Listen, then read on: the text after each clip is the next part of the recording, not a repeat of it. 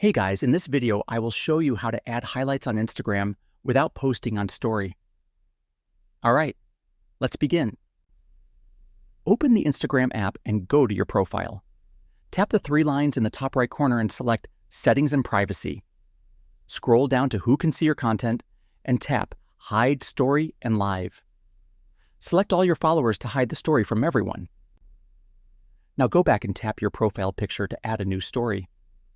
Upload the content you want to use in your highlight. Tap the arrow on the bottom right, then press Share. Once shared, immediately tap Highlight and either add it to an existing highlight or create a new one. Tap Done to save it.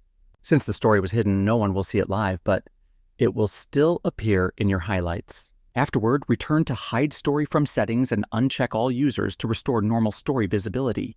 So that's basically how you can add highlights on Instagram without posting on Story. And that's it for this video.